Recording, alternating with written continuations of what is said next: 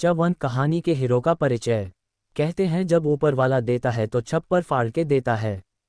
ऐसा ही कुछ हमारे इस कहानी के मुख्य पात्र रोहित के साथ हुआ। रोहित का जन्म एक गरीब परिवार में हुआ था। उसके परिवार में कुल 5 लोग थे। उसकी माता श्री, पिता श्री और 2 भाई। रोहित उन दोनों से बड़ा था और उसके ऊपर जिम्मेदारियां भी बड़ी थी। रोहित के पिता को एक एक्सीडेंट में सर पर गहरी चोट लगने के कारण उनकी मानसिक स्थिति सही नहीं थी, जिसके कारण वह कुछ काम नहीं कर सकते थे, तो परिवार चलाने की पूरी जिम्मेदारी रोहित के कंधों पर थी। रोहित बहुत ही महत्वाकांक्षी व्यक्ति था। वह पार्ट टाइम जॉब करता था जिससे वह अपना घर चलता था एवं खुद की पढ़ाई और अपने दोनों भाइयों की पढ़ाई का खर्च उठता था। वह हमेशा बहुत बड़े बड़े सपने देखा करता था और हमेशा भगवान से प्रार्थना करता था, भगवान कुछ भी करके मुझे अमीर बना दे। उद्धरण चिन्ह। पर वह मन ही मन जानता था कि यह संभव नहीं है, पर फिर भी उसकी इच्छाएं बढ़ती ही जा रही थी। पर वह अपनी इच्छाओं को पूरा न कर पाने के कारण हमेशा दुखी रहता था। उसे एक अच्छी सी बाइक चाहिए थी, पर उसके पास एक टूटी फूटी साइकिल थी जिसे वह कॉलेज जाया करता था। कॉलेज में भी उसके सभी दोस्त उसका हमेशा मजाक उड़ाया करते थे, उसे अलग अलग नाम से बुलाते थे जैसे फटीचक, अगला, गरीब इत्यादि नाम से उसका मजाक उड़ाया करते थे। रोहित को बहुत बुरा लगता था, पर फिर भी वह कुछ नहीं कर सकता था क्योंकि उसके सभी दोस्त बहुत अमीर थे। वह अपने गुस्से को दबाकर रखता था। हमेशा दुखी और गुस्से में रहने वाले रोहित के जीवन में खुशी का एकमात्र कारण उसकी महिला मित्र रश्मिका थी। रश्मिका रोहित की एक अच्छी मित्र थी जो हमेशा रोहित का ख्याल रखती थी, पर रश्मिका रोहित को सिर्फ मित्र मानती थी। पर रोहित मन ही मन उससे प्यार करता था, पर यह बात वह रश्मिका को कभी बात नहीं पाया क्योंकि उसे लगता था अगर वह रश्मिका को बताएगा कि वह रश्मिका से प्यार करता है तो रश्मिका उससे बात करना भी बंद कर देगी और वह एक अच्छे मित्र को खो देगा। उद्धरण। यही सोचकर उसने कभी रश्मिका को अपने मन की बात नहीं बताई, पर फिर भी वह जब भी रश्मिका के आसपास होता था तो वह हमेशा खुश रहता था। इस कॉलेज में शिवम नाम का एक लड़का पढ़ता था जो हमेशा रोहित को परेशान करता था। वह सिर्फ रोहित को नहीं बल्कि कॉलेज के सभी विद्यार्थियों को परेशान करता रहता था। उसके पिता शहर के बहुत बड़े बिजनेसमैन थे जिनके पैसों की गर्मी हमेशा शिवम के सर पर चढ़ी रहती थी। वह सोचता था वह कुछ भी करेगा तो उसके पिता संभाल लेंगे, और यह बात कुछ हद तक सही भी थी क्योंकि शिवम की सभी गलतियों पर उसके पिता पर्दा डाल देते थे। शिवम के पिता शहर के बड़े बिजनेसमैन होने के साथ साथ कॉलेज के ट्रस्टी भी थे, जिससे शिवम को कॉलेज में ना ही प्रिंसिपल और ना ही कोई टीचर कुछ बोलते थे, जिसके कारण शिवम की मनमानी बढ़ती ही जा रही थी। क्या रोहित कभी रश्मिका को बता पाएगा कि वह उसके लिए क्या फील करता है? चट्टू। शिवम और रोहित का रिश्ता। शिवम रोहित को कुछ खास पसंद नहीं करता था और अपने पिता की दौलत और पहुंच का फायदा उठाकर वह हमेशा रोहित के साथ साथ कॉलेज के सभी विद्यार्थियों को परेशान करता रहता था। शिवम को पता था कि रोहित रश्मिका से प्यार करता है, इसीलिए जब भी शिवम रोहित और रश्मिका को साथ में देखता तो वह उन्हें परेशान करने के लिए चला जाता था क्योंकि शिवम भी रश्मिका को पसंद करता था। रश्मिका ज्योति कॉलेज में सबसे सुंदर लड़की थी। वह शिवम को भाव भी नहीं देते थे जिससे शिवम को बहुत बुरा लगता था। शिवम सोचता था कि उसके पास इतना पैसा है, वह इतना हैंडसम है और फिर भी रश्मिका उसे भाव क्यों नहीं देती है और उस फटीचर रोहित के साथ बात करती है और उसकी दोस्त है। इस कारण शिवम रोहित को अपना सबसे बड़ा दुश्मन मानता था। एक दिन जब रोहित और रश्मिका बैठकर बातें कर रहे थे तो शिवम अचानक पीछे से आकर रोहित को परेशान करने लगा। तभी रश्मिका शिवम को जोर से चिल्लाकर सुनाने लगी जिससे शिवम गुस्से में आकर रश्मिका के साथ बदतमीजी करने लगा। ये बात रोहित को बर्दाश्त नहीं हुई और उसने शिवम को धक्का दे दिया जिससे उन दोनों ने हाथापाई शुरू हो गई। दोनों एक दूसरे को बुरी तरह मारने लगे। दोनों की लड़ाई के बारे में पूरे कॉलेज में हल्ला हो गया जिससे प्रिंसिपल को भी इस लड़ाई के बारे में पता चला तो वह बीच बचाव के लिए आ गए। उन्होंने दोनों का झगड़ा छुड़ाया और दोनों को वार्निंग दी, पर जब रश्मिका ने शिवम की हरकत प्रिंसिपल को बताई, प्रिंसिपल ने गुस्से में आकर शिवम को थप्पड़ लगा दिया और उसे कहा कि उसके पिता से उसकी शिकायत करेंगे। यह बात शिवम को पसंद नहीं आई और उसे लगाया सब रोहित की वजह से ही हुआ है और उसके मन में रोहित के लिए नफरत बढ़ गई। वह रोहित को सबक सिखाना चाहता था। वहीं दूसरी ओर रोहित इन सब बातों से अनजान था। वह कॉलेज के बाद रोज की तरह अपने पार्ट टाइम जॉब पर निकल चुका था। वहीं दूसरी ओर शिवम रोहित से बदला लेने के लिए बेचैन हो चुका था। तभी शिवम के दोस्तों ने उसे सलाह दी कि वह रोहित को उस्काए और किसी तरह रोहित को मजबूर करें कि वह रश्मिका को अपने दिल की बात बता दे। ये सुनकर शिवम बहुत ही गुस्से में आ गया और अपने दोस्तों पर चिल्लाने लगा, क्या तुम सब पागल हो? अगर ऐसा हुआ तो रश्मिका और रोहित एक हो जाएंगे, इसमें मेरा क्या फ़ायदा? इसमें उल्टा तो मेरा ही नुकसान है। तभी शिवम के दोस्तों ने शिवम को कहा, नहीं यार, ऐसा नहीं होगा क्योंकि रश्मिका रोहित को सिर्फ अपना अच्छा दोस्त मानती है और कुछ नहीं। अगर रोहित रश्मिका को प्रपोज करता है तो रश्मिका खींचकर उसके गाल पर थप्पड़ मारेगी, इससे रोहित की बेइज्जती भी हो जाएगी और तेरा रास्ता भी साफ हो जाएगा। ये सुनकर शिवम मुस्कुराया और बोला, भाई अगर ऐसा हो गया तो मैं तुम सबको पार्टी दूंगा, और यह बोलकर जोर जोर से हंसने लगा। क्या शिवम सच में रोहित को फंसा देगा? क्या शिवम के दोस्त का प्लान सक्सेसफुल हो जाएगा और रश्मिका रोहित से नफरत करने लगेगी? चौथी, रोहित की समस्याएं। शिवम के अलावा भी रोहित की बहुत सारी समस्याएं थी। वह जहां काम करता था वहां पर एक दूसरा कर्मचारी रोहित से जालता था। क्योंकि रोहित अपना काम बहुत ईमानदारी से करता था, इसीलिए मालिक और मैनेजर रोहित से बहुत खुश रहते थे और उसे बहुत जल्दी प्रमोशन भी मिल चुका था। इसीलिए अन्य स्टाफ रोहित से जलते थे और रोहित को परेशान करने के लिए, उसे नीचा दिखाने के लिए रोज नए नए हथकांडे अपनाते थे, जिससे रोहित बहुत ही परेशान हो चुका था और यह बात वह अपने मैनेजर को बोल भी नहीं सकता था, क्योंकि वह सोचता था कि अगर वह मैनेजर को बोलेगा तो कहीं मैनेजर उन सबको नौकरी से ना निकाल दे। रोहित दिल का अच्छा था, इसीलिए वह ऐसा कभी होने नहीं दे सकता था। सभी के परेशान करने के बावजूद भी रोहित चुपचाप सब सहता रहता और इसे सब उसकी कमजोरी समझते। अपने समस्याओं से पीड़ित रोहित एक दिन जब अपना काम खत्म करके घर जा रहा था, तभी उसने देखा कुछ स्टाफ फैक्ट्री के माल के साथ हेराफेरी कर रहे थे। ये देखकर वह बहुत गुस्से में आ गया और सबसे पहले अपने मैनेजर को फ़ोन लगाकर और इस हेराफेरी के बारे में बताया, पर उसे क्या पता मैनेजर भी इस कांड में भागीदार था। मैनेजर ने उसे कहा, तुम चुपचाप घर चले जाओ, मैं उन सबको देख लूंगा, क्योंकि वह नहीं चाहता था कि रोहित को उसके इस हेराफेरी में शामिल होने का पता चले। पर वह अब मन ही मन रोहित से नफरत करने लगा था, क्योंकि वह अब उसके द्वारा किया जाने वाले हेराफेरी के बारे में जान चुका था और मैनेजर को पता था कि रोहित कभी उसका साथ नहीं देगा। अगर वह जल्द से जल्द कुछ नहीं करेगा तो रोहित मलिक को भी यह सब बात बता देगा। अब वह किसी तरह रोहित को अपने रास्ते से हटाना चाहता था।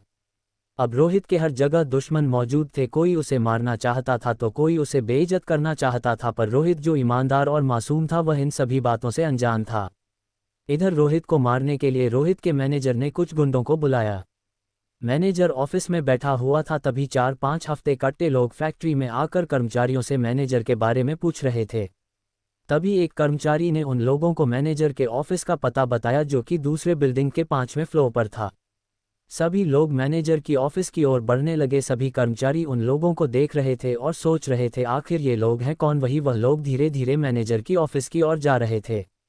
मैनेजर जो कि अपने ऑफिस के भीतर बैठा कर दरवाजे की ओर देख रहा था, तभी अचानक दरवाजा खुला और आवाज आई, मी आई कमिंग सर। मैनेजर दरवाजे को देखकर चौंक गया, क्योंकि दरवाजे पर उसके द्वारा बुलाए गए लोग नहीं बल्कि रोहित खड़ा था और घबराते हुए रोहित से पूछा, हाँ रोहित बोलो, क्या काम है?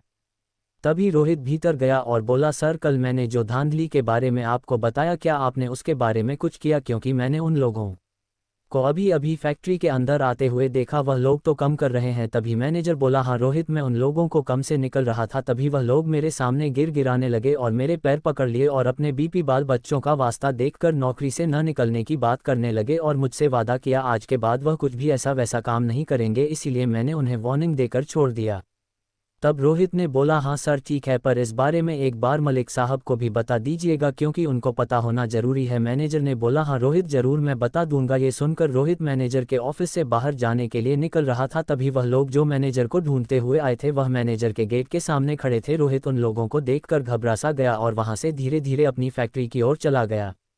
वह लोग जो मैनेजर से मिलने आए थे वह मैनेजर के ऑफिस के भीतर गए और उनसे बात करने लगे। उन्होंने कहा, हाँ साहब आपने बुलाया था? तभी मैनेजर ने कहा, हाँ। फिर उन लोगों ने कहा, बोलिए क्या काम है? तभी मैनेजर ने कहा, अभी अभी जो लड़का बाहर गया उसे तो तुम लोगों ने देखा? फिर उन लोगों ने कहा, हाँ देखा। कौन था वह? तभी मैनेजर ने कहा, मेरे सर का दर्द, मेरी गले का कांटा बन चुका है, किसी भी तरह से रास्ते से हटाना है। तभी उन लोगों ने कहा, हाँ तो इसमें क्या दिक्कत है, अभी कर देते हैं। तभी मैनेजर ने कहा, नहीं नहीं अभी नहीं, इस काम को ऐसे करना है कि किसी को भी पता ना चले, यह एक एक्सीडेंट की तरह देखना चाहिए। उन लोगों ने कहा, ठीक है हो जाएगा। तभी मैनेजर ने कहा, याद रखना किसी को भी पता ना चले। तभी उन लोगों ने कहा, हाँ जरूर, किसी को कानो कान खबर नहीं होगी। यह कहकर वह लोग मैनेजर के ऑफिस से निकल गए। इन सब बातों से अनजान रोहित अपना काम खत्म करके अपना घर चला गया, जहाँ उसकी माँ और 2 भाई उसका इंतजार कर रहे थे। क्या मैनेजर सच में रोहित को मरवा देगा? अब रोहित का क्या होगा? चफोर, रोहित को मारने और फंसाने की साजिश। रोहित जिसकी जिंदगी में हजारों समस्याएं भरी पड़ी थी, कहीं कॉलेज में कोई समस्या तो कहीं काम में कोई और समस्या, उसकी जिंदगी मानो जिंदगी ना हो, समस्याओं का दुकान हो। इन सब समस्याओं को झेलता हुआ रोहित अपना जीवन किसी तरह काट रहा था और अपने घर परिवार को चल रहा था, साथ ही साथ अपनी स्टडी भी कर रहा था। पर उसे क्या पता, उसकी किस्मत अब एक नया रूप उसे दिखाने वाली है, अर्थात उसकी किस्मत ऐसी पलटने वाली है कि उसने कभी सोचा भी ना होगा। इधर काम में मैनेजर के गुंडे घात लगाकर बैठे हुए हैं उसे मारने के लिए। वहीं दूसरी ओर कॉलेज में शिवम ने भी उसे परेशान और बेइज्जत करने की पूरी तैयारी कर ली है। बेचारा रोहित जो इन दोनों बातों से अनजान है, वह रोजाना की तरह सुबह उठकर अपने सारे काम खत्म करके अपनी टूटी फूटी साइकिल लेकर अपने कॉलेज की ओर निकल पड़ा। तभी उसने देखा कि एक काली गाड़ी उसके पीछे पीछे आ रही है। उसने पहले तो उसे इग्नोर किया, उसे लगा कि ऐसे ही वह आ रही होगी। लेकिन जब उस गाड़ी ने उसे ठोकने का प्रयास किया, अर्थात उसे मारने की प्रयास किया, तब उसे समझ आया कि यह गाड़ी मुझे मारना चाहती है। उसे समझ में नहीं आ रहा कि आखिर यह गाड़ी ऐसा क्यों कर रही है। वह सोच रहा था कि आखिर मैंने इन लोगों का क्या बिगाड़ा है और इस गाड़ी को चला कौन रहा है। ये सब सोचता हुआ वह किसी तरह अपनी जान बचाकर जंगल से मार्केट की ओर निकल पड़ा। पूरे जंगल के रास्ते में वह गाड़ी उसका पीछा करती रही थी और उसे ठोकने की कोशिश करती रही, पर रोहित किसी तरह उस गाड़ी से बचकर मार्केट पहुंच गया। मार्केट पहुंचते ही वह गाड़ी उसके पीछे से गायब हो गई। वह समझ नहीं पाया आखिर वह गाड़ी गई कहाँ। उसे लगा कि कोई मजाक कर रहा होगा मेरे साथ। यह सोचकर वह वहां से कॉलेज की ओर निकल गया। उधर कॉलेज में उसके बर्बादी की पूरी तैयारी हो चुकी थी, अर्थात उसे फंसाने की पूरी तैयारी हो चुकी थी। वह इन सब बातों से अनजान कॉलेज पहुंचा। कॉलेज के मेन गेट के पास पहुंचते ही सभी लोग उसे देखकर हंसने लगे और उसका मजाक उड़ाने लगे। ये सब रोहित के लिए आम बात थी, पर फिर भी उस दिन रोहित सोच में चला गया, क्योंकि दूसरे दिनों की तुलना में आज लोग कुछ ज़्यादा ही उसका मजाक उड़ा रहे थे। वह समझ नहीं पाया कि आखिर ऐसा क्यों कर रहे हैं ये लोग, पर फिर भी वह उन लोगों पर ध्यान न देकर कॉलेज के भीतर चला गया। कॉलेज के भीतर जाता हुआ कॉलेज के बरामदे में चलता हुआ अपनी क्लास की ओर जा रहा था, तभी अचानक रश्मिका उसकी ओर आती हुई दिखी उसे। वह रश्मिका को देखकर मुस्कुराया, पर फिर उसने देखा कि रश्मिका बहुत ही गुस्से में है। वह रश्मिका के गुस्से का कारण समझ नहीं पा रहा था। फिर उसे लगा कि फिर किसी ने रश्मिका को परेशान किया होगा, इसीलिए रश्मिका गुस्से में है। पर रश्मिका के गुस्से का कारण तो कुछ और था, जिस बात से रोहित अनजान था।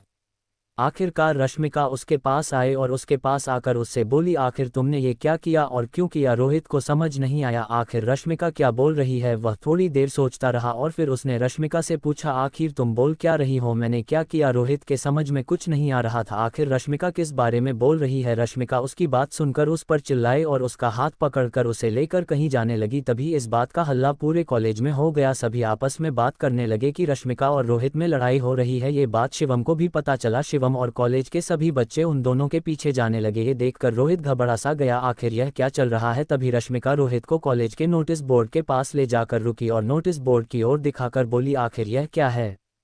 रोहित धीरे से नोटिस बोर्ड की ओर देखता है और नोटिस बोर्ड को देखकर शॉक हो जाता है। नोटिस बोर्ड देखकर उसके पसीने छूटने लगे। वह फिर घबराता हुआ रश्मिका की ओर देखा और सभी लोग नोटिस बोर्ड की ओर देखकर हंसने लगे। जहां नोटिस बोर्ड की ओर देखकर रोहित के पसीने छूट रहे थे, वहीं कॉलेज के बाकी लोग नोटिस बोर्ड की ओर देखकर हंस रहे थे, क्योंकि नोटिस बोर्ड में रोहित के द्वारा रश्मिका को प्रपोज किया जाने के बारे में लिखा गया था। ये देखकर रोहित आश्चर्यचकित हो गया। वह समझ नहीं पा रहा था आखिर ऐसा किसने किया। वह खड़े खड़े सोच रहा था कि ऐसा कौन कर सकता है। और रश्मिका जो कि गुस्से में थी, वह रोहित की ओर घुरे जा रही थी। तब रोहित ने कहा, देखो रश्मिका, मैंने ये सब नहीं किया, मुझे तो इन सब चीज़ों के बारे में पता भी नहीं था। ये सुनकर रश्मिका बोली, अगर तुम्हें इन सब चीज़ों के बारे में पता नहीं है तो आखिर यह सब किया किसने, बताओ बताओ कौन करेगा। तभी रोहित बोल, मुझे नहीं पता, मैं तो बस अभी अभी कॉलेज आया हूँ, तो मैं कैसे जानूंगा आखिर यह किसने किया और क्यों किया। मुझे इस बारे में कुछ पता नहीं है, मैं तुम्हें सच सच बोल रहा हूँ, मैंने ये सब कुछ नहीं किया है। आखिर तुम ही सोचो मैं ऐसा क्यों करूँगा। तभी रश्मिका ने फिर से कहा, आखिर तुमने नहीं किया तो और कौन करेगा। रश्मिका और रोहित दोनों एक दूसरे जैसे बहस कर रहे थे। ये सब देखकर कॉलेज के बाकी लोग उन पर हंस रहे थे और शिवम मन ही मन खुश हो रहा था। आखिर नोटिस बोर्ड में ये सब किसने किया। अगर यह सब रोहित ने नहीं किया तो आखिर ऐसा कौन कर सकता है। आखिर वह काली गाड़ी किसकी थी। आखिर वह काली गाड़ी वाला सच में रोहित के साथ मजाक कर रहा था कि उसे मारना चाहता था। आखिर रोहित के साथ यह सब क्या हो रहा था। चैप्टर 5, रोहित के आरोप और सफाई। जैसा कि हम सभी को पता है, रोहित के कॉलेज में घुसते ही कॉलेज में सभी लोग उसका मजाक उड़ा रहे थे। वह समझ नहीं पा रहा था कि आखिर सब ऐसा क्यों कर रहे हैं, पर फिर भी वह सबको इग्नोर करता हुआ अपने क्लास की ओर जा रहा था। तो अचानक रश्मिका आए और उस पर गुस्सा करने लगी और पूछने पर रश्मिका ने रोहित का हाथ पकड़कर उसे नोटिस बोर्ड की ओर लेकर गई और नोटिस बोर्ड दिखाते हुए बोली, ये देखो। नोटिस बोर्ड पर देखते ही रोहित के पसीने छूटने लगे और बाकी सभी लोग नोटिस बोर्ड की ओर देखकर हंसने लगे। जहां नोटिस बोर्ड की ओर देखकर रोहित के पसीने छूट रहे थे, वहीं कॉलेज के बाकी लोग नोटिस बोर्ड की ओर देखकर हंस रहे थे, क्योंकि नोटिस बोर्ड में रोहित के द्वारा रश्मिका को प्रपोज किया जाने के बारे में लिखा रखा गया था। ये देखकर रोहित आश्चर्यचकित हो गया, वह समझ नहीं पा रहा था आखिर ऐसा किसने किया। वह खड़े खड़े सोच रहा था कि ऐसा कौन कर सकता है, और रश्मिका जो कि गुस्से में थी वह रोहित की ओर घूरे जा रही थी। तब रोहित ने कहा, देखो रश्मिका, मैंने ये सब नहीं किया, मुझे तो इन सब चीज़ों के बारे में पता भी नहीं था। ये सुनकर रश्मिका बोली, अगर तुम्हें इन सब चीज़ों के बारे में पता नहीं है तो आखिर यह सब किया किसने, बताओ बताओ कौन करेगा। तभी रोहित बोल, मुझे नहीं पता, मैं तो बस अभी अभी कॉलेज आया हूँ, तो मैं कैसे जानूंगा आखिर यह किसने किया और क्यों किया। उधर शिवम भी खड़ा खड़ा यह सब सुन रहा था और मन ही मन मुस्कुरा रहा था, क्योंकि यह सब उसका ही किया धरा था। सभी लोग रोहित और रश्मिका को देखकर बातें कर रहे थे कि हमें तो लगा था यह दोनों सिर्फ दोस्त हैं, लेकिन इन दोनों में तो खिचड़ी पक रही है। पता नहीं कब से इन दोनों में ये सब चल रहा था, हमें तो आज पता चला कि इन दोनों में ऐसा कुछ है, वरना हमें तो लगता रहता ये सिर्फ दोस्त हैं और ये दोनों तो भीतर ही भीतर क्या क्या गुल खिला रहे थे। ये सब सुनकर रश्मिका और गुस्सा हो रही थी, क्योंकि सभी लोग रश्मिका पर घिनौने आरोप लगा रहे थे। उसे तो लग रहा था ये सब रोहित ने ही किया है। इन सब चीज़ों का कसूरवार वह रोहित को ही मान रही थी, और वह सोच रही थी कि नोटिस बोर्ड पर यह सब कुछ रोहित ने ही लगाया है। वह रोहित के ऊपर बहुत ही ज़्यादा गुस्सा थी। यह सब देखकर रोहित अपनी सफाई में रश्मिका को बोल रहा था कि देखो रश्मिका, मैंने ऐसा कुछ नहीं किया, मैं तो बस अभी अभी कॉलेज आया हूँ, मुझे तो इस बारे में कुछ पता भी नहीं है। रश्मिका रोहित के बात सुन रही थी। तभी उधर से शिवम ने कहा, हाँ तो ऐसा कौन करेगा, किसकी दुश्मनी है तुम दोनों से जो तुम्हारे साथ ऐसा करेगा और क्यों। तभी रोहित शिवम को देखकर सब कुछ समझ गया और उसने गुस्से में चिल्लाकर शिवम से बोल, और कौन करेगा, तूने ही किया है। और ऐसा बोलता हुआ जाकर शिवम का कॉलर पकड़ लिया। उन दोनों में हाथापाई हो गई। रोहित ने शिवम को जोर से धक्का दे दिया। शिवम थोड़ी दूर जाकर जमीन पर गिर पड़ा और अपने दोस्तों से बोला, देख क्या रहे हो, पकड़ो इसे। शिवम के दोस्तों में रोहित को पकड़ लिया और शिवम उठा और धीरे धीरे रोहित की ओर बढ़ा जा रहा था और रोहित के पास जाकर उसके रोहित के फेस पर एक जोरदार मुक्का लगा दिया। ये सब रश्मिका देख रही थी, पर फिर भी उसने एक शब्द नहीं बोला, क्योंकि उसकी नज़र में भी रोहित ही गलत था। उसे तो यही लग रहा था ना कि रोहित ने ही यह सब किया है। उधर शिवम रोहित को बुरी तरह पी रहा था। तभी रोहित ने अपने शरीर को जोर से झटका, जिससे शिवम के दोस्त जिन्होंने रोहित को पकड़ के रखा था वह लोग जमीन पर गिर पड़े, जिससे रोहित आज़ाद हो गया। फिर रोहित कूदकर शिवम की ओर गया और शिवम के ऊपर मुक्कों की बरसात कर दी। दोनों में फिर झड़प शुरू हो गई। तभी रश्मिका चिल्लाकर बोली, तुम सब ये क्या कर रहे हो, अभी के अभी रुक जाओ वरना मैं प्रिंसिपल को कंप्लेंट कर दूं। रोहित ने सोचा रश्मिका वैसे भी पहले से नाराज है, अगर मैं नहीं रुक तो वह तो मुझसे बात भी नहीं करेगी। यह सोचकर रोहित रुक गया। शिवम के चेहरे से खून निकल रहा था, उसकी नाक बुरी तरह घायल हो चुकी थी, वह बहुत गुस्से में था। रश्मिका रोहित को बोली, वैसे तो तुमने पहले से ही यह सब करके पूरे कॉलेज में मेरा मजाक बना दिया है और अभी तुम ये लड़ाई करके इस बात को और बढ़ा रहे हो। रोहित बोल, रश्मिका मैंने ये कुछ नहीं किया। तो फिर रश्मिका बोली, तुम ही बताओ ये सब किसने किया, तुम ही बताओ। फिर रोहित बोल, मुझे इस बारे में कुछ नहीं पता। उधर से शिवम बोला, अगर ऐसी बात है तुम सच सच बताओ कि तुम रश्मिका को पसंद करते हो या नहीं। ये सुनकर रोहित बोला, तुम चुप रहो, तुम्हारा इससे कोई लेना देना नहीं है। तभी रश्मिका बोली, वह क्यों चुप रहे, उसने तो सच ही बोला, अगर ऐसा है तो बताओ रोहित की शिवम जो बोल रहा है क्या वो सच है। रोहित की समझ में कुछ नहीं आ रहा था आखिर अब वह क्या बोल, क्योंकि वह रश्मिका को तो पसंद करता ही था। रोहित एक जगह खड़ा होकर सोच रहा था, उसका चेहरा पूरा पसीने से भर गया। उधर से शिवम बोल, क्या हुआ रोहित, अब क्यों चुप हो, बोलो क्या मैंने जो बोला वह सच है या नहीं। रोहित घबरा गया। तभी रश्मिका ने रोहित का हाथ पकड़कर अपने सर पर रख दिया और बोली, तुम्हें हमारी दोस्ती का वास्ता, तुम सच सच बताओ क्या शिवम जो बोल रहा है वह सही है या गलत, तुम मुझे पसंद करते हो क्या। रोहित घबराता हुआ बोल, हाँ रश्मिका मैं तुम्हें पसंद करता हूँ। उधर से शिवम बोला, ये सिर्फ तुम्हें पसंद नहीं करता बल्कि तुमसे मन ही मन प्यार करता है। रश्मिका रोहित का हाथ अपने सर से हटाए और रोहित से बोली, क्या ये सच है रोहित कि तुम मुझसे प्यार करते हो। अब रोहित क्या ही कर सकता था, वह पूरी तरह फंस चुका था। अब रोहित को मजबूरन रश्मिका को बोलना पड़ा कि वह सिर्फ रश्मिका को पसंद नहीं बल्कि रश्मिका से प्यार करता है। ये सुनकर रश्मिका घबरा गई और 2 कदम पीछे हटी। तभी रोहित रश्मिका की ओर बढ़ा और उसे कुछ बोलता इससे पहले रश्मिका रोहित की गालों पर खींचकर एक तमाचा लगा दी और बोली, मैं तो तुम्हें अपना एक अच्छा दोस्त मानती थी और तुम मेरे बारे में ऐसा सोचते हो। ये सुनकर रोहित की आंखों में आंसू आ गए और वह रश्मिका को कुछ बोलता उससे पहले रश्मिका वहां से चली गई। यह सब देखकर शिवम और कॉलेज के सभी लोग यानी कॉलेज के सभी विद्यार्थी रोहित पर हंसने लगे और बोलने लगे कि खुद को देखा है और रश्मिका को देखा है, चला था रश्मिका से प्यार करने, फटीचे कहीं का। ये सुनकर रोहित उदास हो गया और वहां से निकल गया। आखिर रोहित वहां से निकल कर कहाँ गया। अब रोहित रश्मिका के सामने कैसे साबित करेगा कि यह सब उसने नहीं किया। पर आखिर यह सब किसने किया। फन टाइम यूट्यूब चैनल पर च6 रोहित का एक्सीडेंट। जैसा कि हमें पता है सभी रोहित का मजाक उड़ा रहे थे, जिससे रोहित परेशान होकर वहां से निकलकर कॉलेज की पार्किंग में जाकर अपनी साइकिल लेकर कॉलेज से बाहर निकाल और कॉलेज में हुई घटना को सोचता हुआ वहां से चला गया और जाकर जंगलों में अकेला बैठ गया। लेकिन रोहित को क्या पता कि कुछ लोग उसका पीछा कर रहे थे जो उसे मारना चाहते थे।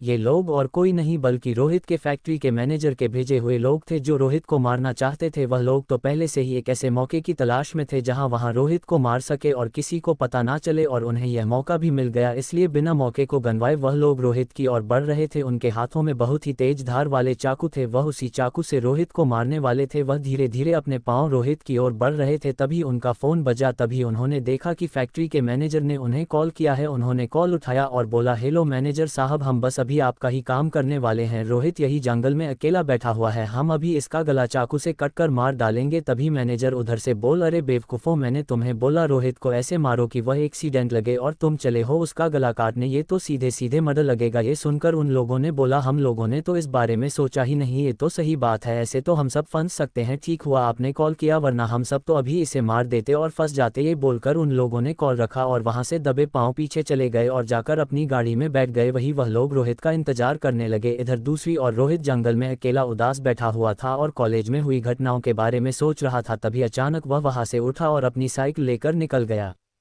वह रास्ते में साइकिल से जा रहा था, तभी अचानक एक गाड़ी रोहित को ठोकने वाली थी। वह गाड़ी से बाल बाल बचा। तभी उसने देखा यह वही सुबह वाली गाड़ी है जो उसे सुबह मारना चाहती थी। ये देखकर रोहित घबरा गया और सोचने लगा कि आखिर यह गाड़ी मुझे क्यों मारना चाहती है, आखिर मैंने इसका क्या बिगाड़ा है कि यह मुझे मारना चाहती है। तभी अचानक वह गाड़ी फिर से रोहित के पीछे आ गई और फिर से उसे मारने का प्रयास करने लगी। रोहित उस गाड़ी से किसी तरह बार बार खुद को बचा रहा था। तभी अचानक वह गाड़ी पूरी स्पीड से रोहित की ओर आए और उसके साइकिल को जोर से ठोक दिया, जिससे रोहित और उसकी साइकिल हवा में उड़कर पेड़ से टकरा गई। पेड़ से टकराने के बाद रोहित और उसकी साइकिल जंगल के पास में जो खाई थी उसमें जाकर गिरी।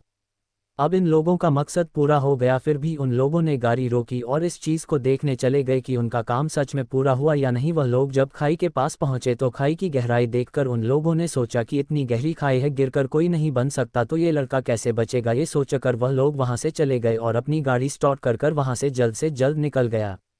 कुछ लोगों ने ये सब चीज़ अपनी आंखों से देखा और पुलिस को खबर दे दी, जिससे तुरंत ही पुलिस की गाड़ी वहां पहुंचे और उस जगह की जांच पड़ताल करने लगी। आसपास के लोगों से पूछताछ किया, जिससे पुलिस को पता चला कि एक गाड़ी पूरी स्पीड से आए और एक साइकिल वाले को ठोक दिया, जिससे साइकिल वाला खाई में जाकर गिर गया। ये सुनकर पुलिस वालों ने अपनी एक टीम खाई में भेज दी जाँच पड़ताल करने के लिए। खाई में गई टीम को बहुत देर खोजने पर भी कुछ नहीं मिला। तब पुलिस वालों ने उनके द्वारा ट्रेन किए गए कुत्तों की टीम को बुलाया और उन्हें भी खाई में भेज दिया खोज करने के लिए, पर बहुत देर खोजने पर भी कुछ नहीं मिला। सिर्फ मिला तो रोहित का साइकिल और उसका बैग, जिससे ये पता चला कि जिसका एक्सीडेंट हुआ है वह कॉलेज स्टूडेंट है और उसका नाम रोहित है। परंतु रोहित का शरीर किसी को नहीं मिल, जिससे सबको यही लग रहा था कि रोहित को कोई जानवर उठाकर ले गया और उसे मारकर खा गया। क्या बात सभी न्यूज़ चैनलों में दिखाया जाने लगा, जिससे सभी को इस बारे में पता चल गया। रोहित के कॉलेज के दोस्तों को भी इस बारे में पता चला और साथ ही रश्मिका को भी पता चला, शिवम को भी इस बारे में पता चला। वह तो बहुत खुश हुआ कि उसके गले का कटा हमेशा के लिए खत्म हो गया, उसका रास्ता साफ हो गया। अब उसके और रश्मिका के बीच में कोई नहीं आएगा। लेकिन रश्मिका को जब इस बारे में पता चला तो हुआ बहुत उदास हो गई। वह इस सब का दोस्त खुद को मानने लगी। वह सोचने लगी थी अगर वह कॉलेज में रोहित के साथ वैसा व्यवहार नहीं करती तो आज रोहित उसके साथ होता और जिंदा होता। वह रोहित को लेकर बहुत उदास हो गई है, क्योंकि वापस रोहित को पसंद करती थी, पर सबके सामने बोलने के कारण वह खुद को रोक नहीं पाए और रोहित को थप्पड़ मार बैठी। वह जब संपत अपनी एक फ्रेंड को बता रही थी काश मैं उसे दिन रोहित के साथ वैसा व्यवहार नहीं करती तो आज रोहित जिंदा होता और हमारे साथ होता है। उधर शिवम भी रोहित के बारे में ही बात कर रहा था। शिवम तो रोहित की मौत की खबर सुनकर बहुत खुश था। वह अपने दोस्त को बोल रहा था कि रोहित मर गया, अब मेरे रास्ते का कांटा साफ हो गया, अब मैं रश्मिका से खुल के बात कर सकता हूं। तभी शिवम के दोस्त ने कहा ये सब मेरी वजह से हुआ, अगर मैं उस दिन मेरा साथ ना देता और पूरे कॉलेज में और रश्मिका के पोस्टर न लगाता तो रोहित कभी भी उदास होकर कॉलेज से ना जाता और उसका एक्सीडेंट भी ना होता और वह मरता भी नहीं। अभी शिवम को बोला हाँ इसमें तेरा बहुत बड़ा हाथ है, इसके लिए मैं तुम्हें बहुत बड़ी पार्टी दूंगा। शिवम और उसके दोस्त की बात रश्मिका की एक दोस्त भी सुन रही थी और इन दोनों की बात फोन में रिकॉर्ड कर ली और जाकर रश्मिका को सुना दिया। उस रिकॉर्डिंग को सुनने के बाद रश्मिका गुस्से में आ गई और बोली यह मैंने क्या कर दिया, किसी और की गलती की सजा मैं रोहित को दे दी। तभी रश्मिका की दोस्त ने बोला बेचारा रोहित कुछ किया भी नहीं और इतना कुछ हो गया उसके साथ, पर इन लोगों को क्या पता इसमें इनकी कोई गलती नहीं, ये सब किसी और का किया धरा है।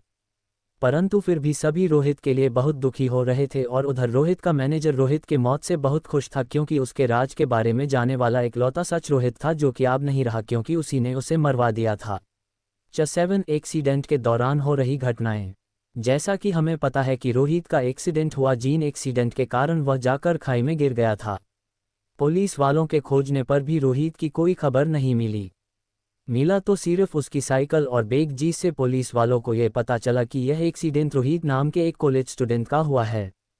जिसके बाद पुलिस वालों ने ये खबर पेपर और न्यूज में दे दी, जिससे सभी को इस एक्सीडेंट का पता चल गया। जैसे कि रोहित के कॉलेज के सभी दोस्तों को, दुश्मनों को और साथ ही उसके घर वालों को। उसके घर वालों को जब ये बात पता चली तो उसकी माँ तो उसी समय ये खबर सुनते ही बेहोश हो गई। उसके छोटे भाइयों को समझ में ही नहीं आ रहा था कि वह क्या करें। उसके दोनों भाई सदमे में थे, पर उसका जो मजाल भाई था उसने किसी तरह अपनी होश संभाली और सबसे पहले अपनी माँ को देखा। वह तो बेहोश हो चुकी थी, उसने उनके मुंह पर पानी मारा। कई बार पानी के छींटे मरने पर भी उसकी माँ को होश नहीं आया। वह घबरा गया और जल्दी से अपनी माँ को उठाकर बाहर निकाल और एक टोटो वाले को चिल्लाया, टोटो टोटो जल्दी आओ, मेरी माँ को अस्पताल लेकर जाना है। टोटो वाला पीछे मुड़कर देखा, उसने देखा कि एक युवक अपने हाथों में एक औरत को उठाने रास्ते पर घबराया हुआ खड़ा है। वह उसे देखकर ही समझ गया कि कुछ तो गड़बड़ है। उसने जल्दी से अपनी टोटो घुमाई और युवक के पास पहुंचा और बोला, क्या हुआ साहब, कहाँ जाना है आपको, अस्पताल जाना है क्या? ये सुनकर रोहित का मझला भाई बोला, हाँ भैया जल्दी से नजदीकी अस्पताल लेकर चलो। ये बोलकर रोहित का मझला भाई अपनी माँ को लेकर टोटो में बैठ गया। टोटो वाले ने उसे जल्द से जल्द शहर के नजदीकी अस्पताल पहुंचा दिया। फिर रोहित का मझला भाई टोटो से उतरकर टोटो वाले को पैसे देकर अपनी मां को लेकर अस्पताल के भीतर डॉक्टर डॉक्टर चिल्लाता हुआ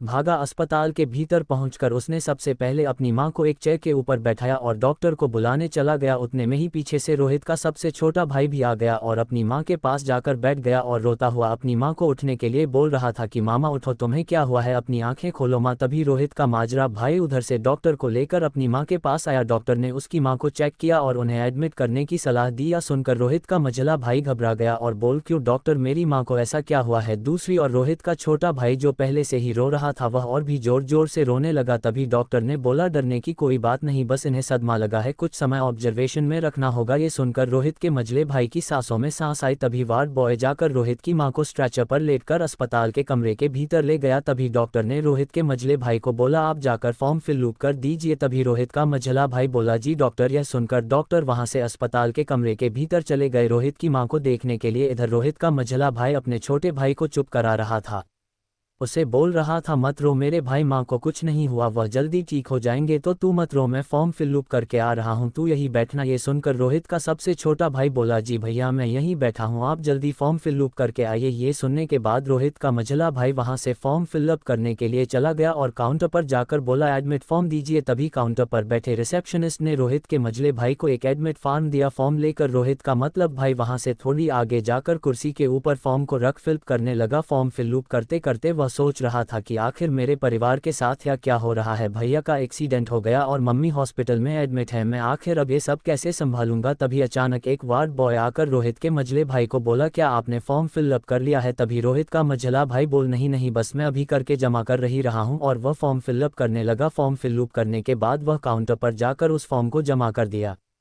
फॉर्म जमा करने के बाद रोहित का मझला भाई अपने छोटे भाई के पास गया और उसे बोल, भाई तुम घर चले जाओ, घर में कोई नहीं है, पापा बस अकेले हैं, उनकी दवा का भी टाइम होने वाला है, तुम उन्हें दवा खिलाकर सुला देना। तभी रोहित का छोटा भाई बोला, ठीक है भैया मैं घर जा रहा हूँ, आप मम्मी का ध्यान रखिएगा और कुछ भी जरूरत हो तो मुझे बुला लीजिएगा। तभी रोहित का मझला भाई बोला, ठीक है भाई अभी तुम घर जाओ, कोई भी जरूरत होगी तो मैं तुम्हें बुला लूंगा। ये सुनकर रोहित का छोटा भाई घर चला गया।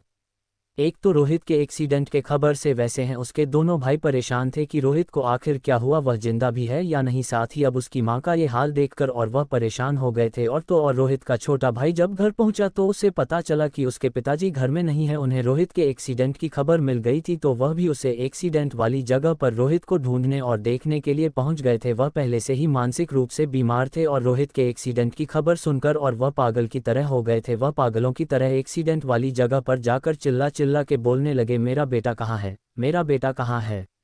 आखिर अब होगा क्या रोहित के परिवार वालों का? क्या रोहित सच में मर गया? आखिर क्या हुआ रोहित का? चैट परिवार वालों की हालत। इधर रोहित का छोटा भाई घर में अपने पिता को न देखकर परेशान हो गया और पागलों की तरह उन्हें खोजने लगा। तभी उनके से पड़ोसी ने रोहित के छोटे भाई को बोले कि तुम्हारे पिताजी चिल्लाते हुए मेरा बेटा करके जंगल की ओर भाग रहे थे, शायद वह एक्सीडेंट वाली जगह पर गए होंगे। ये सुनकर रोहित का छोटा भाई भी भागते हुए एक्सीडेंट वाली जगह की ओर जाने लगा।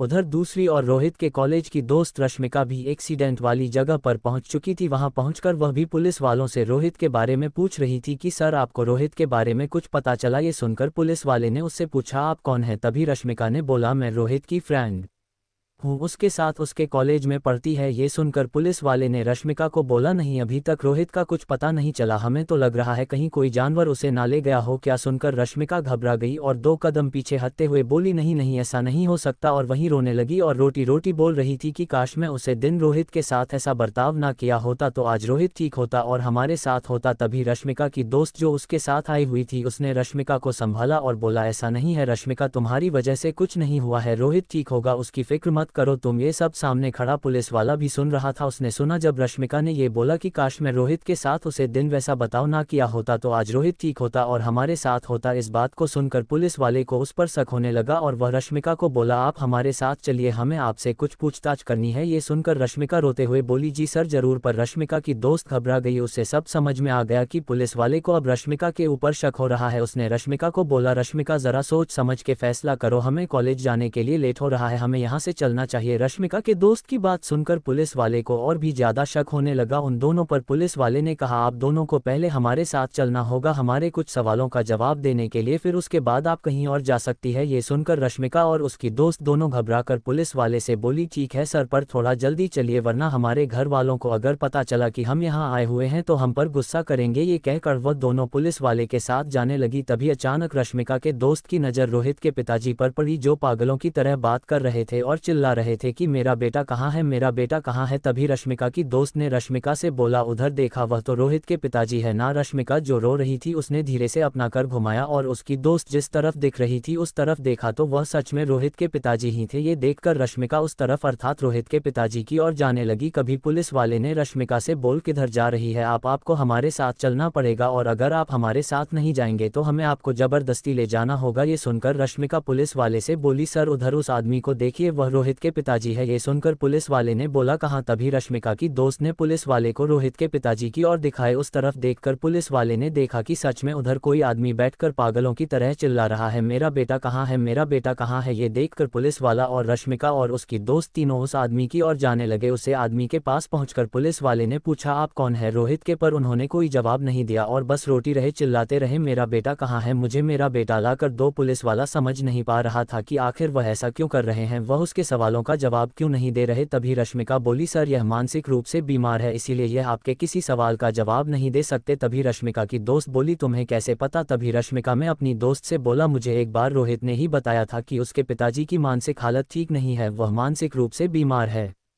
ये सुनकर पुलिस वाले ने बोला, तो हमें कैसे पता चलेगा कि यह उसके यानी रोहित के पिताजी हैं। तभी रश्मिका ने बोला, सर हम आपको बता रहे हैं ना कि यह रोहित के पिताजी ही हैं, हम उसके दोस्त हैं और उसके बारे में सब कुछ जानते हैं। उतनी ही देर में उधर से भागता हुआ रोहित का छोटा भाई भी आ गया, वहां जाकर अपने पिताजी को ढूंढने लगा। तभी रश्मिका ने रोहित के छोटे भाई को देखा और उसे आवाज़ लगाई। रश्मिका की आवाज़ सुनकर रोहित का छोटा भाई उसके पास गया और बोला, हाँ दीदी बोलिए, इतना बोलते हैं। उसकी नज़र अपने पिताजी पर पड़ गई और वह अपने पिताजी को देखकर उनके पास गया और बोला, पिताजी आपके यहाँ आने की क्या ज़रूरत थी, आपका तबीयत वैसे हैं ठीक नहीं है और आप यहाँ आ गए। तभी रश्मिका ने पुलिस वाले से बोल, देखिए सर यह रोहित का छोटा भाई है, आप इससे पूछ सकते हैं जो पूछना है। ये सुनकर पुलिस वाले ने रोहित के छोटे भाई से पूछा कि जिसका एक्सीडेंट हुआ है वह तुम्हारा कौन लगता है। तभी रोहित के छोटे भाई ने जवाब दिया, वह मेरा भैया है।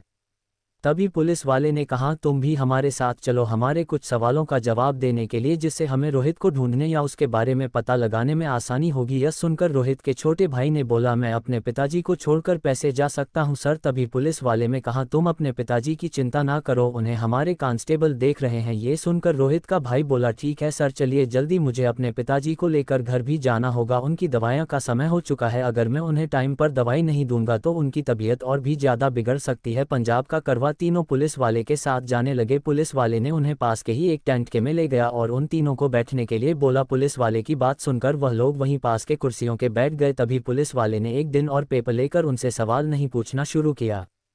उधर दूसरी ओर रोहित का मझला भाई जो अपनी मां को लेकर अस्पताल में उनका इलाज कर रहा था, अस्पताल के इमरजेंसी रूम के बाहर बैठा हुआ इंतजार कर रहा था। तभी अचानक रूम के भीतर से जोर से चिल्लाने की आवाज़ आई। जिस आवाज़ में उसने अपने भाई का नाम सुना और वह आवाज़ किसी और की नहीं बल्कि उसकी मां की ही थी। अपनी मां की आवाज़ सुनकर उसे समझ आ गया था कि उसकी मां को होश आ गया है और होश आते ही वह रोहित को खोज रही है, क्योंकि वह रोहित के एक्सीडेंट की खबर सुनकर ही वह सदमे में गई थी और बेहोश हो गई थी। तभी वह अस्पताल के कमरे के भीतर जाने वही वाला था तो डॉक्टर डॉक्टर ने उसे बोला अभी आप भीतर नहीं जा सकते, आपकी मां का ट्रीटमेंट चल रहा है। तभी रोहित के नजले भाई ने बोला कि डॉक्टर मैं अभी अपने मन की आवाज़ सुनी, उन्हें होश आ गया है क्या? तभी डॉक्टर ने बोला नहीं अभी उन्हें होश नहीं आया, वह बेहोशी में ही चिल्ला रही थी। यह सुनकर रोहित का मतलब भाई डॉक्टर से बोल तो डॉक्टर उन्हें कब तक होश आ जाएगा? तभी डॉक्टर ने बोला अभी तो उनका इलाज चल रहा है, हो सकता है उन्हें कुछ समय बाद ही हो आ जाए और वह पूरी तरह ठीक हो जाए, तब आप उनसे मिल सकते हैं। ये सुनकर रोहित का मझला भाई डॉक्टर से बोला ठीक है डॉक्टर।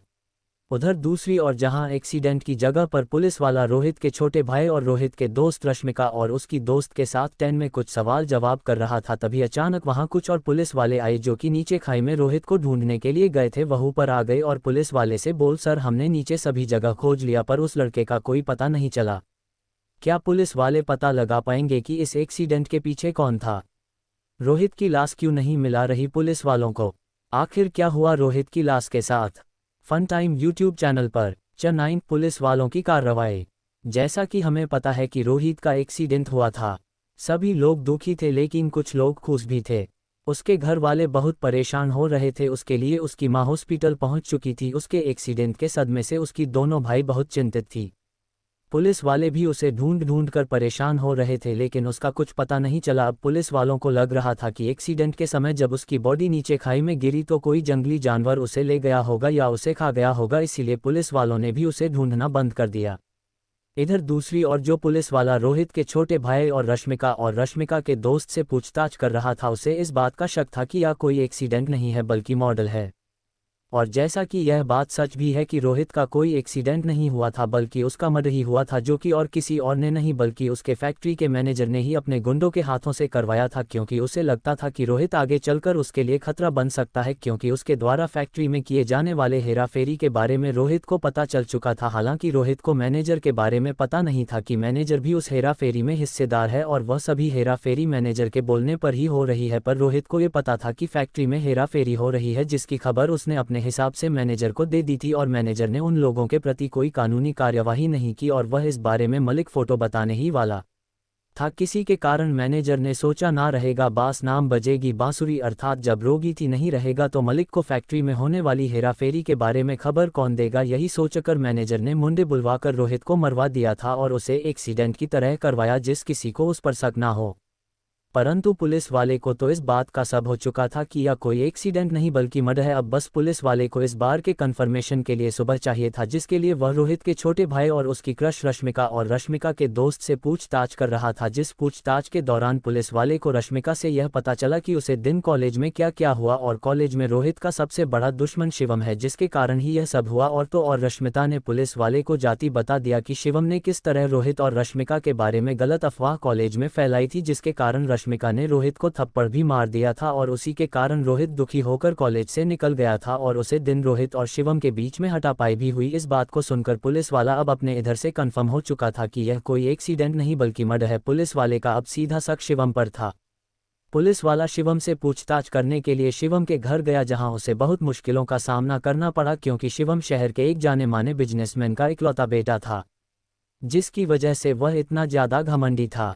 पुलिस वाला जैसे ही शिवम के घर पहुंचा उसे गेट पर ही रोक दिया गया। पुलिस वाले को बोला गया आप सीधे अंदर नहीं जा सकते, रुकिए पहले मैं सर को कॉल करूं और पूछूं, अगर कर उसके बाद आपके अंदर बुलाएंगे तभी आप अंदर जा सकते हो। यह सुनकर पुलिस वाला गेट के पास ही खड़ा हो गया अपनी टीम के साथ। तभी शिवम के पैलेस के घर में अपने मालिक यानी शिवम के पिता को फोन लगाया। उधर कमरे में शिवम सोया हुआ था, उसके पिताजी जो हॉल रूम में बैठकर कुछ काम कर रहे थे, तभी अचानक उनके फोन की घंटी बाजी। शिवम के पिताजी ने फोन उठाया और बोला हेलो हाँ बोलो क्या हुआ। तभी गार्ड में शिवम के पिताजी को बोला सर यहाँ कुछ पुलिस वाले आए हैं और वह शिवम बाबू से कुछ पूछताछ करना चाहते हैं, क्या मैं उन्हें अंदर भेज दूं। ये सुनकर शिवम के पिताजी सोच में पड़ गए, आखिर फिर इस नालायक में ऐसा क्या कर दिया कि इस बार सीधे पुलिस वाले आ चुके हैं। ये सोचते सोचते उन्होंने सबसे पहले गांड को बोला अपने अंदर भेज दो, फिर चिल्ला कर शिवम को आवाज लगाया। उन्होंने जोर से कहा शिवम तुम कहाँ हो, जल्दी नीचे आओ। पिताजी की आवाज सुनकर शिवम घबरा गया, क्योंकि उनकी आवाज से से शिवम को पता चल चुका था कि उसके पिताजी बहुत गुस्से में है। शिवम को भी समझ में नहीं आया कि उसने फिर ऐसा क्या कर दिया कि इस बार उसके पिताजी इतने गुस्से में है। वह बिस्तर से उठा और भागता हुआ सीढ़ियों से नीचे आया और बोला, हाँ पिताजी कहिए क्या हुआ। तभी उसके पिताजी ने गुस्से से उसकी ओर देखा और बोला, अभी नालायक तूने ऐसा क्या कर दिया कि इस बार सीधे घर पर ही पुलिस वाले आ गए हैं। मैंने तुझे कितनी बार कहा है इस तरह की हरकतें ना किया कर जिससे मेरा नाम खराब हो। तेरी वजह से मेरा इतने सालों में कमाया सभी इज्जत और नाम सब एक दिन बदनाम हो जाएगा। ये सुनकर कि उसे ढूंढने पुलिस वाले उसके घर आए हैं, ये सुनकर शिवम घबरा गया और बोला, पिताजी मैंने इस बार कुछ नहीं किया, मुझे तो पता भी नहीं कि आखिर यह पुलिस वाले यहाँ क्यों आए हैं। तभी शिवम के पिताजी ने कहा, तुझे तो कभी कुछ पता ही नहीं होता और फिर भी इतने बड़े बड़े कांड कर देता है।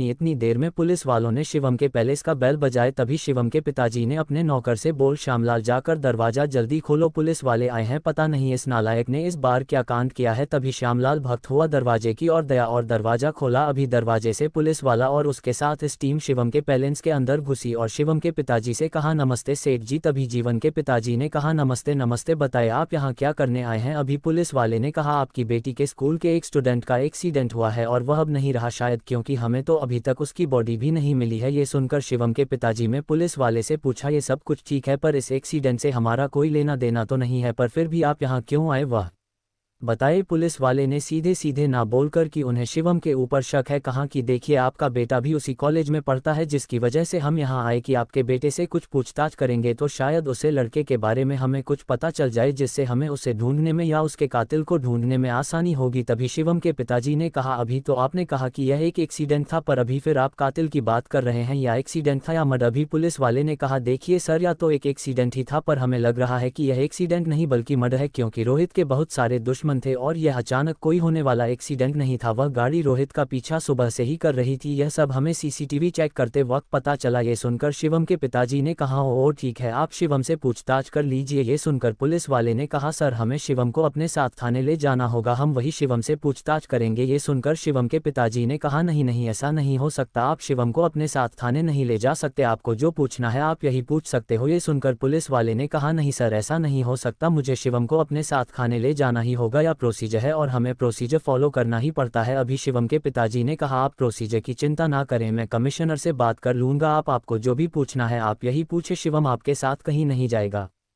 ये सुनकर पुलिस वाले ने सोचा कि एक मामूली से लड़के के लिए मैं इतने बड़े लोगों से लड़ूंगा तो या मेरी नौकरी भी खा जाएंगे, इनकी पहुंचे तो बहुत ऊपर तक होगी, भला इन्हें क्या जरूरत एक मामूली से लड़के को कुछ करने की। फिर भी उनकी बेटी की तो दुश्मनी थी उसके साथ, मुझे जो भी पूछना है यही पूछ लेता हूं, इसे दुश्मनी करके या इनके साथ जबरदस्ती करके मुझे कोई फायदा नहीं दिख रहा, उल्टा इस केस के चक्कर में कहीं मेरी नौकरी खतरे में ना आ जाए।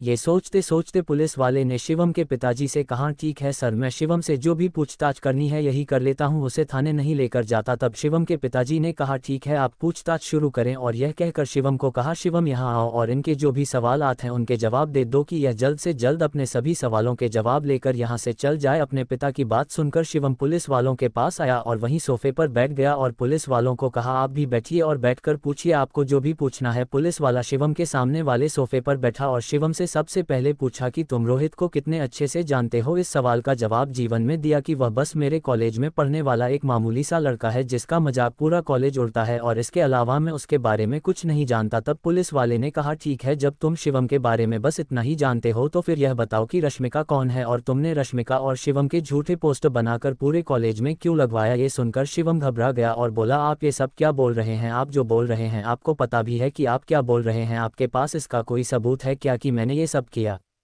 यह सब सुनकर पुलिस वाले ने कहा, हाँ मेरे पास सबूत है और यह बात मुझे खुद रश्मिका ने बताई है। रश्मिका के पास तुम्हारी वॉइस रिकॉर्डिंग है जिसमें तुम अपने किसी दोस्त के साथ इस बारे में बात कर रहे हो कि तुम दोनों ने ही मिलकर रश्मिका और शिवम के पोस्ट पूरे कॉलेज में लगाया। ये सुनकर शिवम घबरा गया और बोला, देखिए सर, मैं शिवम के साथ कुछ नहीं किया, बस मैं तो अपने दोस्त के साथ मिलकर उन दोनों के साथ एक छोटा सा मजाक किया था कि उन दोनों का चक्कर चल रहा है और वह दोनों प्यार में है, बस मैंने तो दोनों के साथ एक मजाक ही किया था, मुझे इसके अलावा और कुछ नहीं पता। तभी पुलिस वाले ने कहा, तुम्हारा यह मजाक रोहित के ऊपर बहुत भारी पड़ा, तुम्हारे इस मजाक की वजह से शायद वह अब हमारे बीच में नहीं रहा। ये सुनकर शिवम ने बोला, नहीं सर ऐसा कुछ नहीं है, रोहित तो रश्मिका से प्यार करता ही था, उल्टा मैं तो उसकी मदद की रश्मिका को प्रपोज करने में। अब रश्मिका को ही रोहित से प्यार नहीं था, इसीलिए उसने उसके गालों पर खींच के थप्पड़ लगा दिया जिसके कारण वह वहां से उदास होकर चला गया। ये सुनकर पुलिस वाले ने कहा, रश्मिका ने तो मुझे ये भी बताया है कि तुम्हारे और रोहित के बीच में उसे दिन हटापाई भी हुई थी। यह सुनकर शिवम बोल हाँ सर हुई थी, पर हमारी हाथापाई इतनी सीरियस नहीं थी, बस मैं उसका मजाक उड़ाया और उसे मुझ पर गुस्सा आ गया जिसके कारण वह मुझे धक्का दे रहा था और मैंने भी उसे धक्का दिया, इसके अलावा और कुछ नहीं हुआ सर। ये सब सुनने के बाद पुलिस वाले ने कहा देखो अगर तुम्हें और कुछ भी पता है तो बता दो वरना तुम्हारे लिए अच्छा नहीं होगा कभी। शिवम ने बोला नहीं कर, मुझे और कुछ इस बारे में पता नहीं, मैं बस इतना ही जानता था और मैंने आपको बता दिया। ये सब शिवम के पिताजी खड़े खड़े सुन रहे थे और तभी शिवम के पिताजी ने शिवम को कहा तेरे साथ इतना कुछ हुआ और तुमने मुझे कुछ नहीं बताया, कौन था वह लड़का जिसने तेरे ऊपर हाथ लगाया, उसे पता नहीं, तू कौन है, तेरा पिता कौन है?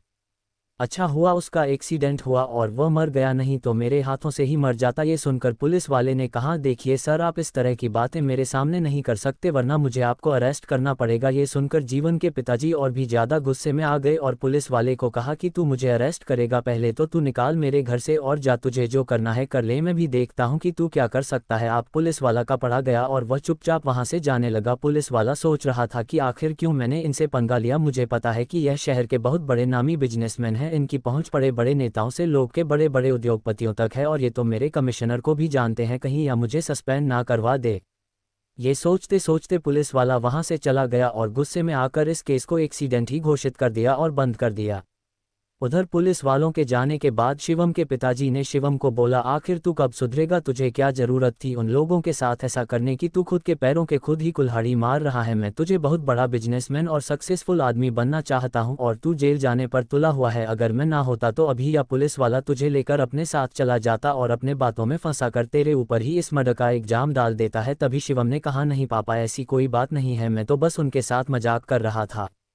आप शिवम अपने पापा को कैसे बताता कि वह भी रश्मिका से प्यार करता है और रश्मिका को पटाना चाहता है, इसीलिए उसने ये सब किया रोहित को अपने रास्ते से हटाने के लिए। लेकिन उसे क्या पता कि जिसे वह अपने रास्ते से हटाना चाहता है वह इस दुनिया से ही हट जाएगा और उसका सारा इल्जाम भी उसी पर आ जाएगा। चटैन रोहित की वापसी।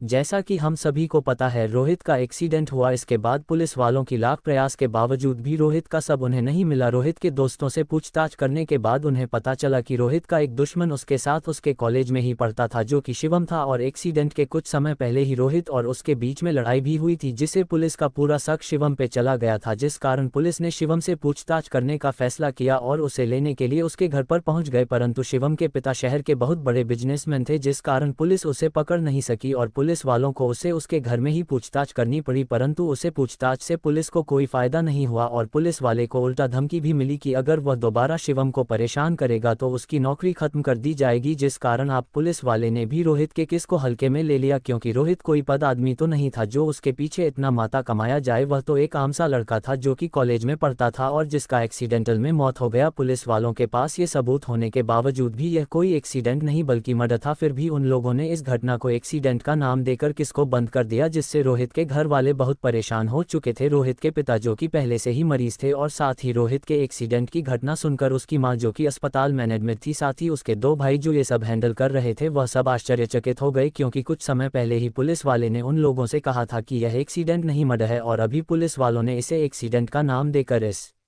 केस को बंद कर दिया। वह इस बात से बहुत ही परेशान हो चुके थे और उन्हें यह भी समझ में नहीं आ रहा था कि आखिर उसके भाई के साथ ऐसा कौन करेगा क्योंकि उसका भाई एक आम सा लड़का था जो सिर्फ अपना काम करता और कम से घर आता और पढ़ाई लिखाई कर रहा था। उसकी ना तो किसी से दुश्मनी थी और ना किसी से किसी प्रकार का बैर था, तो फिर भी उसका मर्डर कैसे हो सकता है।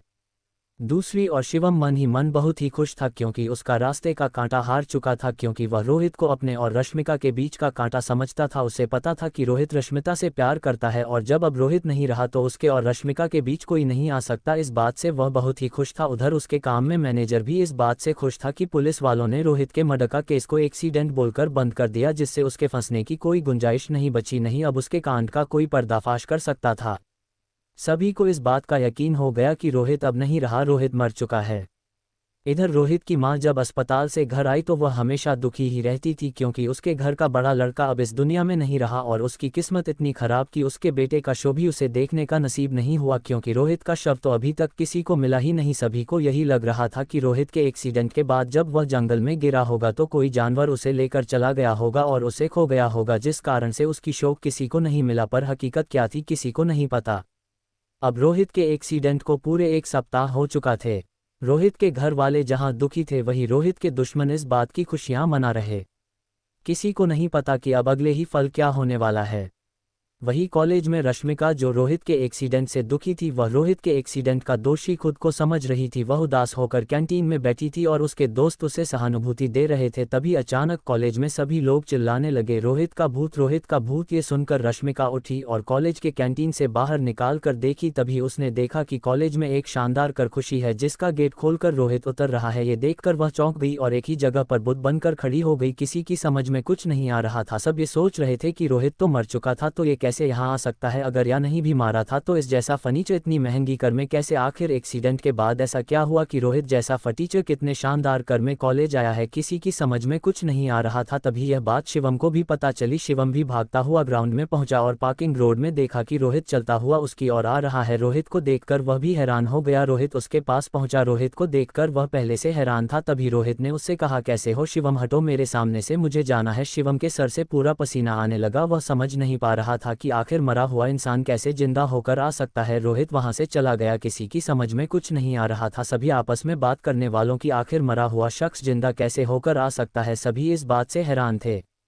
उधर दूसरी ओर रश्मिका जो रोहित को देखकर बुद्ध बन चुकी थी, वह भागती हुई नीचे ग्राउंड में रोहित से मिलने आई, पर उसके आने से पहले ही रोहित वहां से चला जा चुका था। उसकी समझ में नहीं आया कि आखिर रोहित कहाँ है। तब उसकी दोस्त ने उससे कहा कि वह जरूर पार्किंग लॉट में होगा, चलो वहां देखते हैं। वह लोग पार्किंग लॉट की ओर गए, पर वहां पर रोहित नहीं शिवम था। तभी रश्मिका ने शिवम से पूछा कि तुमने क्या रोहित को देखा? ये सुनकर शिवम बोला, तुमने भी देखा? मुझे तो लगा मैं सपना देख रहा हूँ, मुझे भ्रम हुआ है, पर क्या सच में रोहित जिंदा है? तभी रश्मिका ने कहा, हाँ मैंने भी उसे देखा, वह जिंदा ही है। तभी रश्मिका के दोस्त ने उससे कहा, अरे रोहित को छोड़ो, उसकी कर किसी ने देखी? कल तक जो फटीचर साइकिल से कॉलेज आता था, आज वह इतनी मम्मी कर लेकर कॉलेज आया है। उसके कपड़े देखें, उसके कपड़े हैं लाखों के होंगे। आखिर यह कैसे हो सकता है? कल तक जो साइकिल से फटे हुए कपड़े लगाकर आता था, आज वह करोड़ों की गाड़ी लेकर लाखों के कपड़े पहनकर कॉलेज आया है। पर इन सब बातों से रश्मिका को कोई फर्क नहीं पड़ रहा था। वह तो सदमे में थी, लेकिन खुश भी थी, क्योंकि रोहित जिंदा था। उसके लिए तो यही बहुत बड़ी बात थी। फन टाइम यूट्यूब चैनल पर नया हो तो सब्सक्राइब करना। वीडियो कैसा लगा लाइक जरूर करना, कमेंट करना ना भूले। धन्यवाद।